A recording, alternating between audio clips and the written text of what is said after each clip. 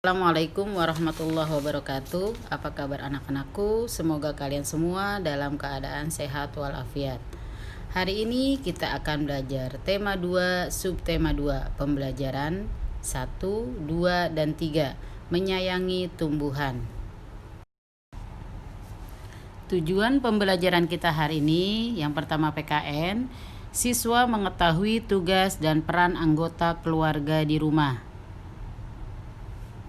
Siswa dapat mengetahui hak dan kewajiban anggota keluarga di rumah. Siswa dapat melaksanakan hak dan kewajiban di rumah. Bahasa Indonesia, siswa dapat mengerti pengertian wawancara. Siswa dapat menuliskan informasi dari hasil wawancara. Matematikanya, siswa dapat menentukan posisi bilangan cacah pada garis bilangan. Siswa dapat menghitung hasil penjumlahan menggunakan garis bilangan. SBDP-nya, siswa dapat mengetahui ragam hias pada kain batik. Siswa dapat membuat motif hias berbentuk tumbuhan pada karya seni. Anggota keluarga di rumah biasanya terdiri dari ayah, ibu, dan anak.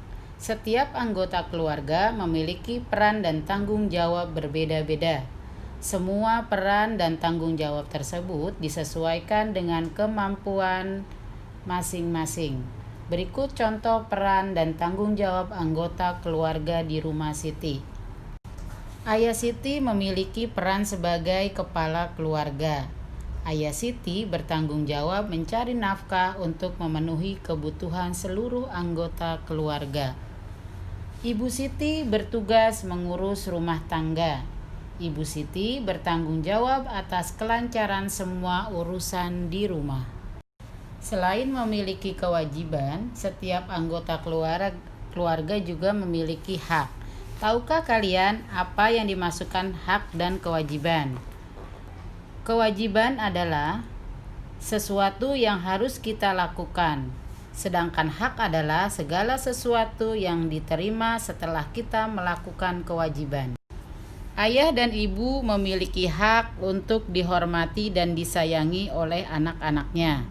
Anak-anak juga memiliki hak untuk dilindungi dan disayangi. Selain itu, anak juga memiliki hak untuk dipenuhi kebutuhannya, seperti makan, kesehatan, pendidikan, dan keamanan. Hak dan kewajiban harus dilaksanakan dengan seimbang. Menjaga keseimbangan antara hak dan kewajiban merupakan pengamalan sila kelima Pancasila yang berbunyi keadilan sosial bagi seluruh rakyat Indonesia. Pernahkah kalian melihat orang sedang mewawancara? Ternyata itu dapat kita lakukan. Kita dapat menemukan informasi dengan melakukan wawancara. Wawancara adalah suatu cara mengumpulkan informasi dengan mengajukan pertanyaan kepada narasumber. Narasumber adalah orang yang memberi informasi. Sedangkan orang yang mengajukan pertanyaan adalah disebut pewawancara. Tahap awal melakukan wawancara adalah menentukan tema. Setelah menentukan tema, kita dapat menuliskan daftar pertanyaan berdasarkan tema. Pertanyaan-pertanyaan tersebut disusun menggunakan kata tanya, apa, di mana, kapan, siapa, mengapa, dan bagaimana. Hasil wawancara ditulis menggunakan kosakata baku dan kalimat efektif. Kosakata baku dapat ditemukan di dalam Kamus Besar Bahasa Indonesia atau KBBI.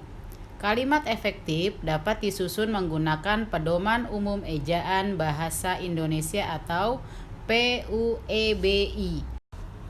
Apa yang perlu disiapkan mewawancarai narasumber? Pertama, menentukan topik wawancara. Kemudian menentukan narasumber yang disesuaikan dengan topik wawancara. Yang ketiga, mengetahui identitas narasumber secara umum. Yang keempat, menghubungi atau mengkonfirmasi narasumber yang akan diwawancarai.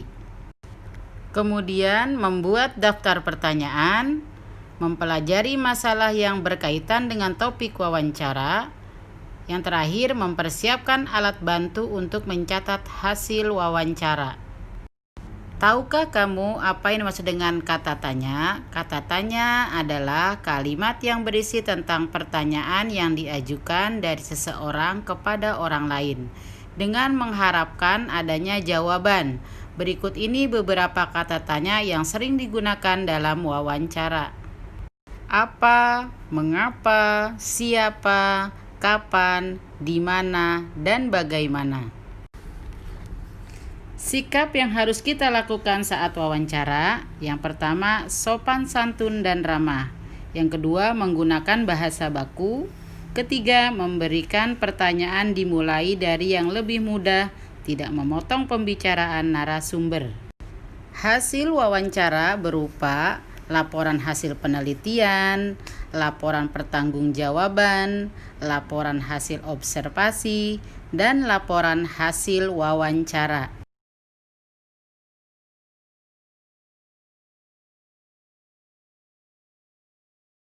Garis bilangan adalah garis untuk meletakkan bilangan. Garis bilangan bisa digunakan untuk menunjukkan urutan bilangan dan menyelesaikan soal penjumlahan. Mengurutkan bilangan. Bilangan cacah dapat dituliskan dalam sebuah garis bilangan secara berurutan. Perhatikan contoh garis bilangan berikut. Mengurutkan bilangan cacah dari 0, 1, 2, 3, 4, 5, 6, 7, dan seterusnya. Pada garis bilangan tersebut, setiap titik digambarkan dengan jarak yang sama. Selain itu, terdapat tanda panah yang menunjukkan bahwa garis tersebut dapat diperpanjang sampai tak terhingga.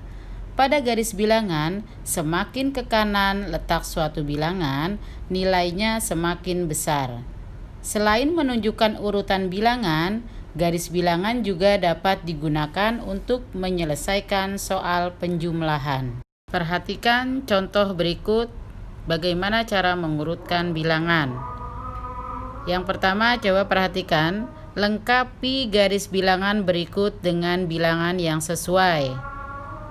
68, 69, 70, 71, 72, 73, 74, 75, 76, 77, 78, 79.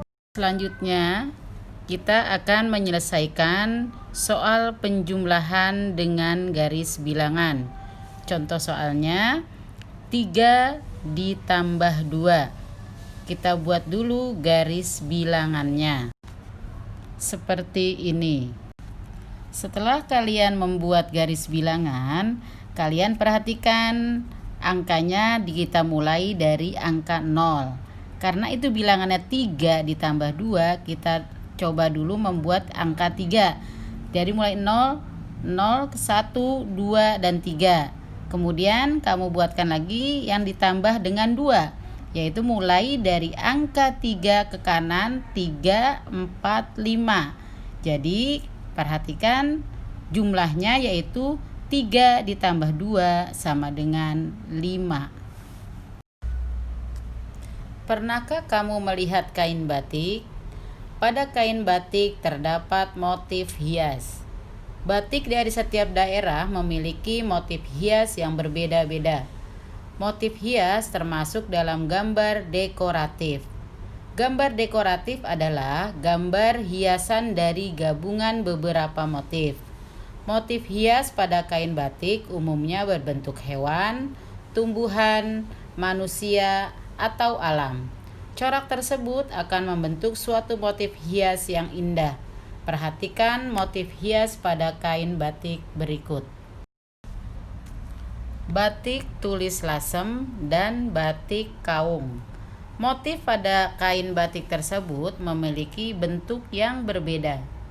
Batik tulis lasem tulis memiliki ciri khas motif bentuk tumbuhan dan bunga. Sedangkan batik kaung menggunakan bentuk geometris. Dalam membuat motif hias tersebut digunakan pola ragam hias. Pola ragam hias meliputi motif manusia, hewan, dan tumbuhan.